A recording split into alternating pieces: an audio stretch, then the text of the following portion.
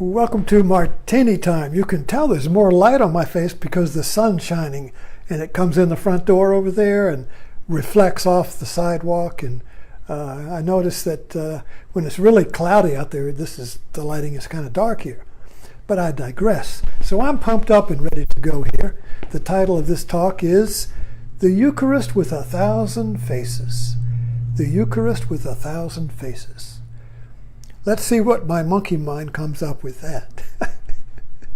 I just told my wife that was the topic of the talk as she went up the stairs, and she said, well, whatever that means. And I said, well, I got to find out. I don't know either.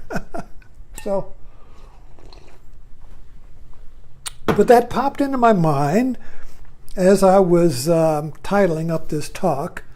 That's usually when my title comes. And the title then kind of like gives me the kernel that gives birth to the talk. So this morning I gave what I thought was a really interesting talk. It's gotten about 50 views, so maybe it'll pick up a few more. But the title of the talk was The Mystical Body of Anthony Bourdain. And I explored the mythic dimensions of Anthony Bourdain as a knight questing for the Holy Grail. So he was questing for the meal that would end his. It's like every episode is. This is it. This is what I was looking for. This is where I could stay. This is it right here, you see. But then there's the next episode. So it's kind of like the myth of Sisyphus, where it keeps pushing the wheel up the rock up the mountain, and it comes down, and then the next week it's got to do another one. But anyway, this title here, The Eucharist with 1,000 Faces, reflects on Joseph Campbell's book, The Hero with 1,000 Faces, which was a very influential book, not only for me, but for Western civilization. There are so many groups and everything on the study of Joseph Campbell. He's influenced so many people. I first encountered him in 1970 when I began the practice of yoga. And since then I've read his books 2 or 3 times. And you get the DVD, or it's on YouTube, or it's on Netflix, I think, the conversations with Bill Moyers. A wonderful dialogue. Which really encapsulates his teaching, his vision, let's put it that way. He didn't teach, he had a vision that he shared, a way of seeing reality through a mythic lens.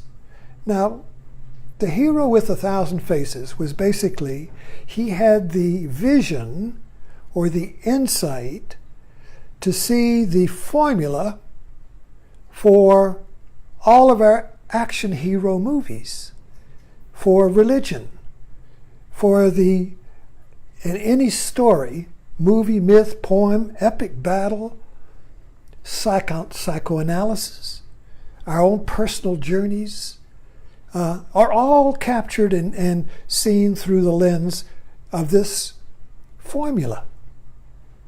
And the formula was the hero's journey. The hero hears the call to adventure, like Jake Sully in Avatar.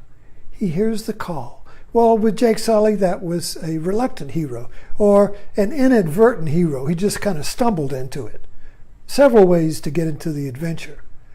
But the adventure takes you down into your own unconscious, where you do battle with your own conditioning, your own demons, your addictions, your darkness, your unexplored areas, the archetypes, mommy and daddy, and the devil, and all of these archetypes, the guru, everything. You do battle with them, you get assistance.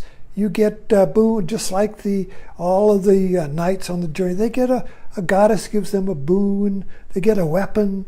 They get something to help them on their journey. Ariadne's thread will lead you out of it's all in the myths, it's all in the adventures.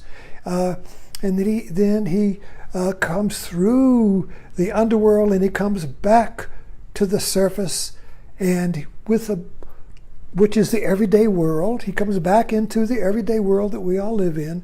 We don't know where he's been, but he's back with a boon. He comes back with some skill, some insight, some wisdom, some treasure, something he can share with his fellow man to unify their life, because his life has been unified. So the journey unifies your life. Well, I guess I got to get back to the title, the Eucharist with 1,000 Faces. But that's a formula right there. The Eucharist, the Holy Mass that we all participate in, either Catholic or Protestant, or Thanksgiving, same one, is a recipe or a formula for healing. The basic formula is fragmentation. The world is fragmented. You chop it up like a cook. That's what I talked about this morning. The master cook is the priest. So he takes the ingredients that's given by the world. It's all chopped up. Chops up the pig, chops up everything. Chop, chop, chop, chop, chop, chop, chop. It's all fragmented. Then he mixes it together in this alchemy. Heats it on the fire of the wok. Hot fire, boom. And then the fragmented world is transmuted into the body of Christ, or the meal. But the meal satisfies. The master cook's meal is a balance of all of the opposite flavors. So everything is balanced. And you come out, oh, that's just right. Oh, that's so good. Oh. So there's the fragmentation, the death.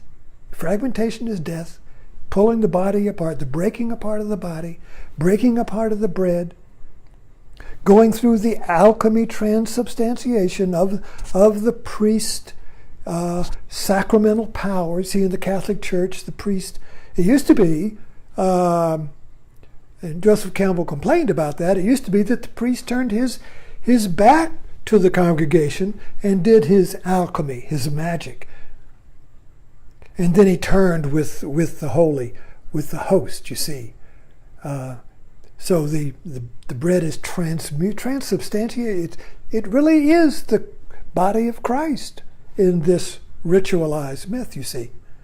And so then the people come and eat the body of Christ, you see. And they are made whole. So there's the willing death, the death of Christ, the death of the pig, the willing death of the pig. He's chopped up, and he is cooked up in the ritual, and then he is served, and it makes you whole. There's different levels of this, you see. The spiritual level all the way down to the food level. But the formula is the same. The formula is the same. So that's the 1,000 faces of the Eucharist. And once you see that, you can see it everywhere. Whatever you do, that is a unifying process. There is a death, a transmutation, a magical or alchemy change of the base metal into gold, and then the treasure that you share with your fellow man. You see, death and life. Death turned into life. Crucifixion into resurrection. Death into life. Through some magic, through some ritual, through some process. Science is alchemy in that sense. You take base metal or whatever, and you go through the alchemy of the scientific experiment or the scientific formula, and boom, you got an air conditioner. Or you got some product or something that makes people satisfied. But you take all these pieces, it goes through and bam, you got something. So the formula works everywhere. So it's like a recipe. You do this and you'll be whole. You do this and you'll be healed. You do this and you'll be satisfied, you see. But you have to do it. So the trick is the alchemy, the magic part. You see, it's easy to chop stuff up and break things up.